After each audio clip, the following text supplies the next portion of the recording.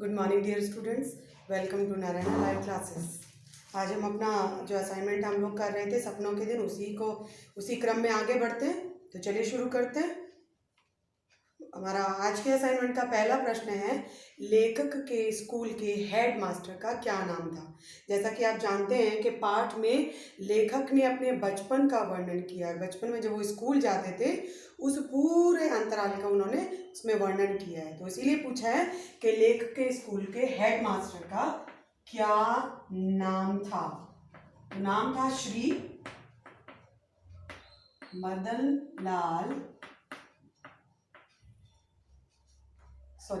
मोहन शर्मा। मदन मोहन शर्मा क्या था स्कूल के हेडमास्टर का नाम? मदन मोहन शर्मा।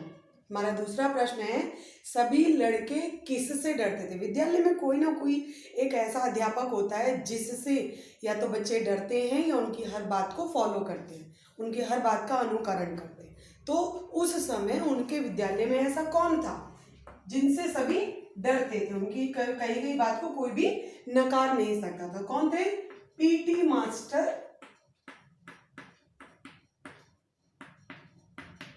प्रीतम चंद। जैसे हमारे यहाँ फिजिकल ट्रेनर्स होते हैं, गेम्स के टीचर्स होते हैं, तो ऐसे ही पीटी मास्टर थे प्रीतम चंद से, उनसे सभी डरते थे। अब प्रीतम चंद जी जो पीटी मास्टर थे, आखिरकार वो एक ऐसा कौन सा मुहावरा था जिससे वो प्रत्यक्ष करते थे। प्रत्यक्ष का मतलब प्रूव करना, उसे साबित कर देना। ऐसे ही हमारा एक मुहावरा है, खाल खींच लेना। मीन्स अगर कोई बच्चा अनुशासन का पालन ना करे, सही तरीके से विद्यालय में ना रहे, झगड़ा करे, नियमों का पालन ना करे, किसी के साथ बदतमीजी करे, तो उसके वास्तव में उसकी खाल खींच लेते थे। मतलब उसके साथ उसको इतना प्रताड़ित किया जाता था, पनिशमेंट देना इस तरीके से। तो खाल खींचने का जो मुहावरा है वो प्रीतम चंद्र जी उसे प्रत्यक्ष कर दिखाते थे। तो उस मुहावरे को पूछा गया आपसे। मुहावरे का नाम है खाल खींचना। तो इस मुहावरे को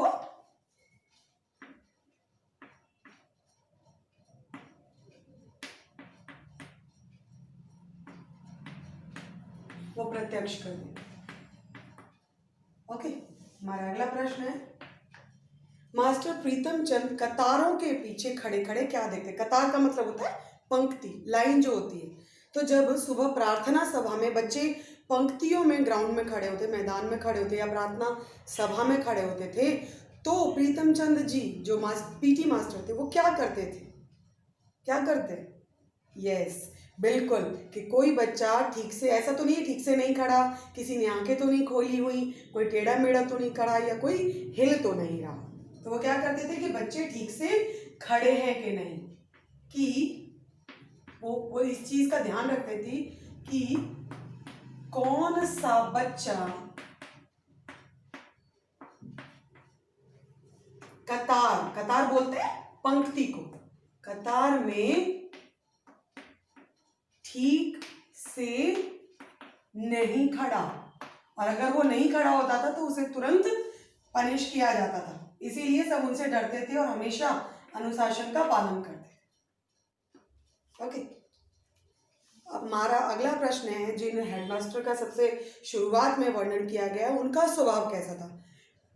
पीटी मास्टर के बारे में तो हमने जान लिया कि वो बहुत ज़्यादा अनुशासन का पालन करने वाले थे, गुस्से वाले थे, या उन्हें ज़रा सी भी किसी भी चीज़ में लापरवाही बर्दाश्त नहीं होती थी। लेकिन हेडमास्टर साहब कैसे थे, उनके लिए पूछा गया। ओके, उनका स्वभाव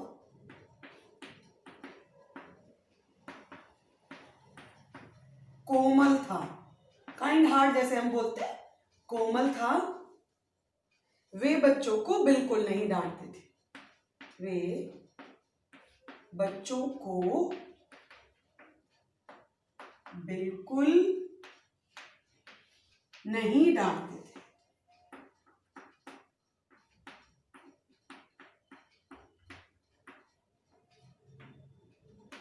तो ऐसा होना भी चाहिए ओके, चलिए अगला प्रश्न देखते हैं।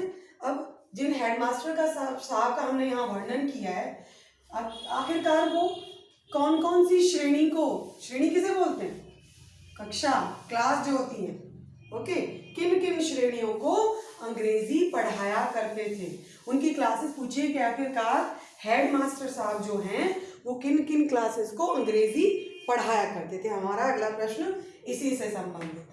तो जो क्लासेस थी जिन्हें वो पढ़ाते थे वो थी 5वीं और 8वीं।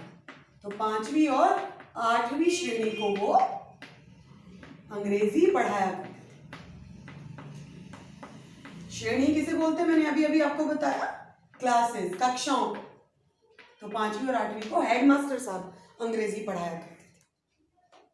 अगला प्रश्न है हमारा, इस पाठ के माध्यम से लेखक ने किन बातों का या किस समय का वर्णन किया गया है, किस समय का वर्णन किया है, अपने स्कूल के दिनों का, अपने स्कूल के दिनों का वर्णन किया।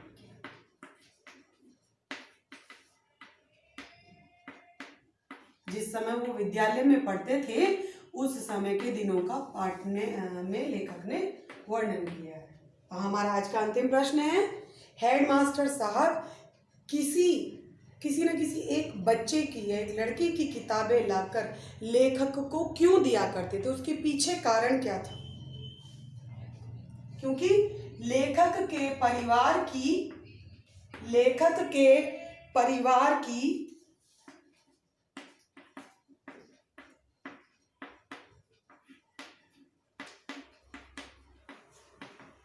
स्थिति अच्छी नहीं थी। स्थिति कैसी?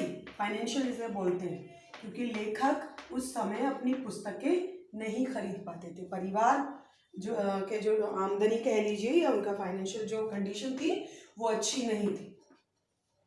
ओके, तो लेखक के परिवार की स्थिति अच्छी नहीं थी, इसीलिए और वो पुस्तकें नहीं खरीद पाते थे। लेकिन हेडमास्टर साहब उसकी मदद करने के लिए लेखक को किसी भी बच्चे की जो अगली कक्षा में जा चुका होता है उसकी पुस्तकें लाकर लेखक को दे दिया करते थे, ताकि उसकी पढ़ाई में किसी भी प्रकार का विघ्न ना पड़े। So that's all for today. Thank you so much.